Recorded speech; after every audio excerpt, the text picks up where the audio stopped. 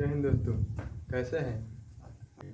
चलिए आज लेकर आए हैं हिंदी का किताब, जो कि आपको दो किताब मिलेंगे। पहला तो मिलेंगे गोधलू और दूसरा मिलेंगे वर्णिका। इसमें दो खंड हैं, पहला है गद्य खंड और दूसरा है काव्य खंड।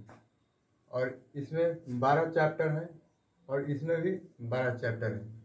दोनों में 12-12 चैप्टर हैं।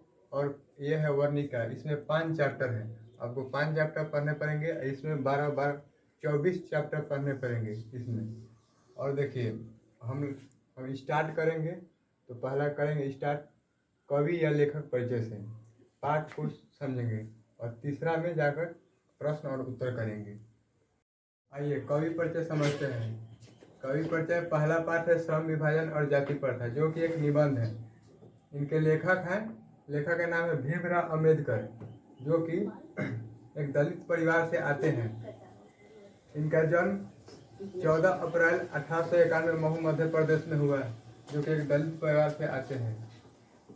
मृत्यु इनका दिसंबर 1956 ईस्वी में दिल्ली में हुआ था। इनका मृत्यु दिल्ली में हुआ था, दिल्ली में। इनके पढ़ने गए थे अमेरिका, इंग्लैंड, जो कि ये पढ़ने के लिए गए थे। और स्वदेश में कुछ दिनों के लिए वो वकालत भी किए थे, कुछ दिन वहाँ मतलब बिताकर वकालत किए थे। और जीवन के प्रमुख व्यक्ति, इनके जीवन के 3 प्रमुख व्यक्ति थे। 3 प्रमुख व्यक्ति थे। पहला थे बुद्ध, दूसरा थे कबीर और तीसरा थे ज्योतिबा फुले। और अन्य नाम से इनको पुकारा जाता था, लोगों अन्य अन्य नाम से पुकारते थे इनको। पर जिसमें पहला है बाबा साहेब, दूसरा है संविधान निर्माता और तीसरा है संविधान का जनक, जो कि भीमराव अम्बेडकर को ही कहा जाता था। और मानव मुक्ति के पुरोधा भी इन्हें कहा जाता था, मानव मुक्ति के पुरोधा भी इन्हें कहा जाता था। प्रमुख रचनाएं देखिए, प्रमुख रचनाएं इनके तो बहुत सारे हैं, लेकिन इसमें से जो हम लाए हैं वो वाला याद करना है आपको, मतलब हर हाल में इनको याद कर लेना है। पहला है द कास्ट इन इंडिया, दूसरा है देयर मैकेनिज्म और तीसरा है अनटचेबल और चौथा है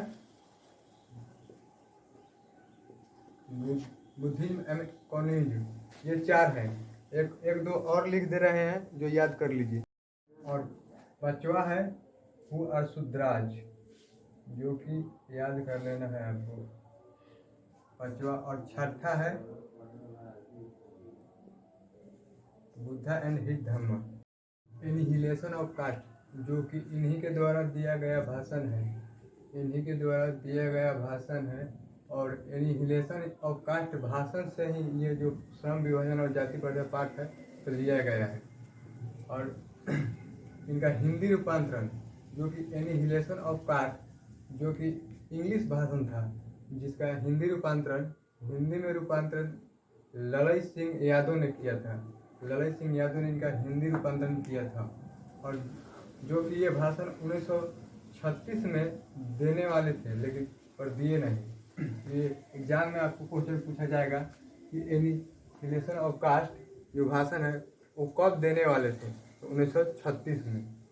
बना दीजिएगा। संपूर्ण वाङ्मय 21 खंडों में प्रकाशित है।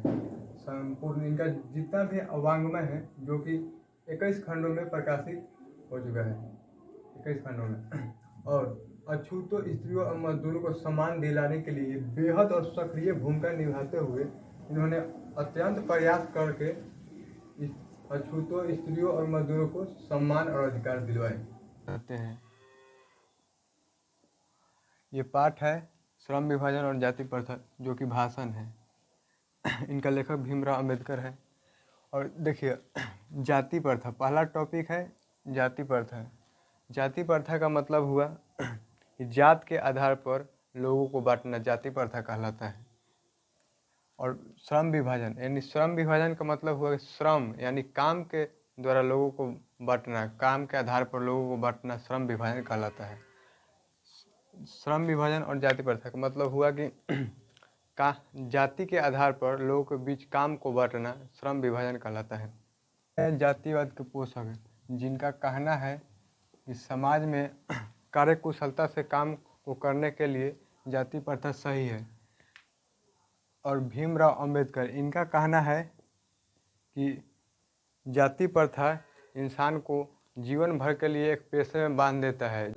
टालू भाव, टालू भाव का मतलब हुआ कि लोग किसी भी काम को अगर जिस जाति में आते हैं उस जाति का काम करते हैं और उसमें उनका मन नहीं लगता है तो उस काम को टालू भाव से करते हैं, प्रेम पूर्वक नहीं करते हैं। टालू भाव यानी कि टाल देते हैं काम को, मन से नहीं करते हैं, जिसे हम टालू भाव कहते हैं। और आगे है आर्थिक पहलू। हाँ, आर्थिक पहलू से भी जाति प्रथा एक हानिकारक है। क्या है कि देखिए, आर्थिक पहलू, अगर मान लिए कि आपको कोई काम में मन नहीं लग रहा है या कोई काम में आपको फ़ायदा नहीं है और जिस जाति में है उस जाति के काम में आपको फ़ायदा नहीं है, फिर भी उसी जाति का काम करना पड़ता है, जो कि आर्थिक रूप से भी एक हानिकारक है। इसलिए आप जाति प्रथा के अंदर अपने जात से हटकर काम नहीं कर सकते हैं, अपने ही जाति का काम करना पड़ता है, जो कि एक आर्थिक रूप से हानिकारक है।